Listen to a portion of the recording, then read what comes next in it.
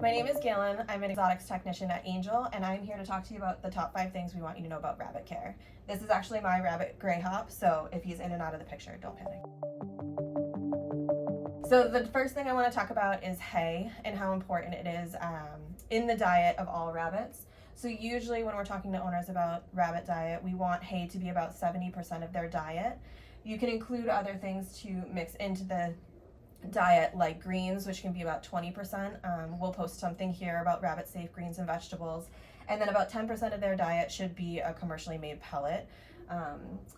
We want hay to be such an important part of their diet for a couple of reasons. So one of the main reasons is that it helps with GI motility, which keeps the gastrointestinal tract moving along, which is very important for rabbits. They should always be eating and always be pooping. So we want to make sure that we're promoting high fiber, which is hay. The second reason that we really promote hay is because their teeth are continuously growing, which we'll touch on next, but the hay is actually really important for their dentition.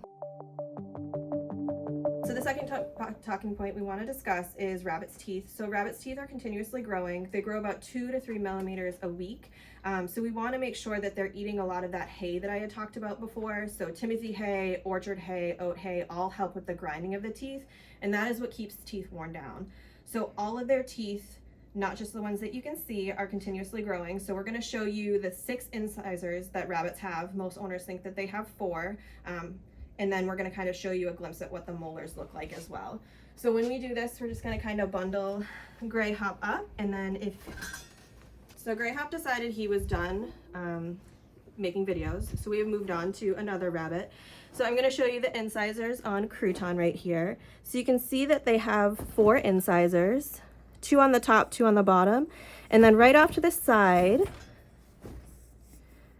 they also have what we call peg teeth right behind the maxillary incisors right here, and all 6 of these teeth line up so that they can chew hay. Dr. Hampton is going to look at Crouton's molars and give you guys an inside peek of what it looks like when a doctor looks at them during an exam.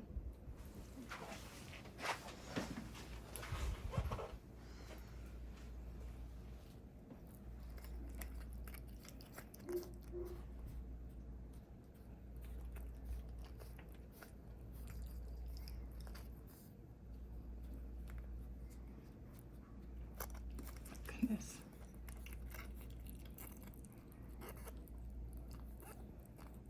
You being a good girl, Crew.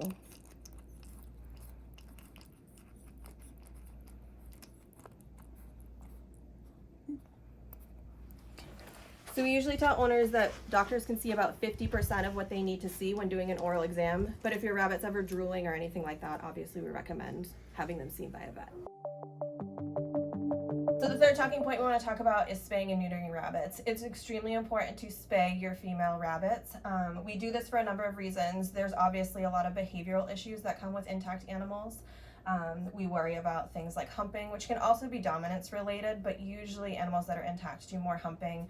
Rabbits that are intact will also spray urine instead of using their litter box, which can be kind of detrimental for having an indoor house rabbit. And then a lot of intact animals can tend to be a little bit more cage aggressive and aggressive in general, so they make better all over pets. But the medical reason why we recommend spaying and neutering your rabbits is, although testicular cancer is not very prominent in rabbits, it can happen. But female rabbits who are over the age of 4 are more commonly going to get like uterine neoplasias. There's actually a study that uterine adenocarcinoma is seen in 50 to 80% of rabbits that are over 4 years old. So in order to extend the longevity and lifetime that you have with your rabbit, we definitely recommend spaying and neutering them.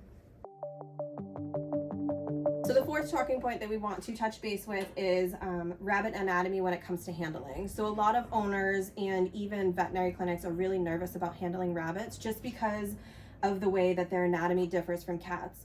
So rabbits have about 7 to 8% of their body weight is skeleton, whereas a cat is about 12 to 13%.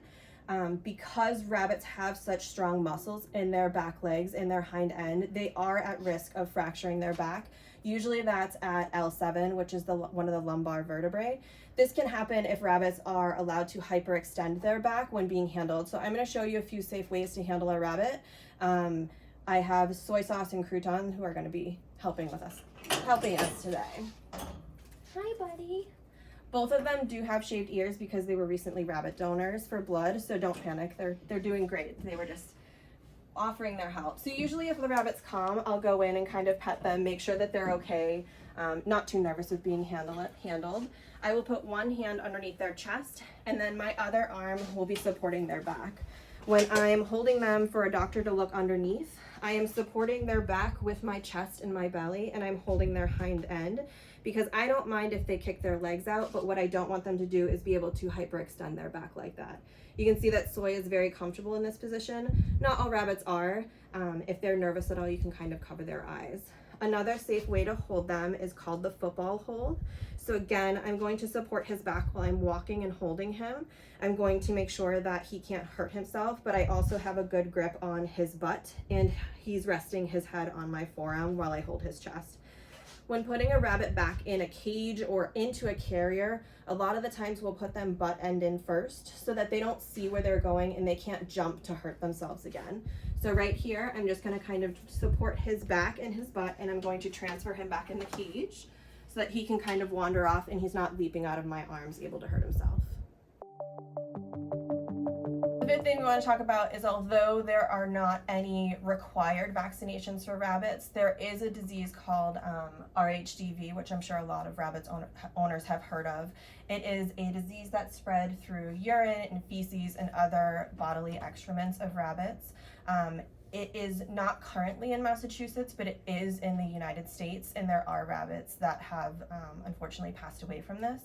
It is transmitted through both domestic and wild rabbits and can live for a long time on fomites, so on shoes that you're bringing into your house, things like that. So we are recommending vaccinating your rabbits against this.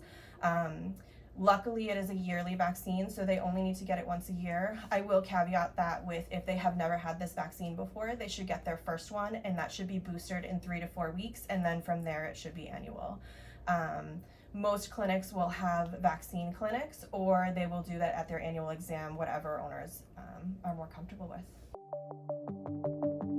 Greyhop is happy again because he's being held and pet, so he is willing to join us. But we just wanted to thank you all for joining us. This is something that we're excited to give to people to look into, and you can look at the website if you have any questions. We're happy to answer.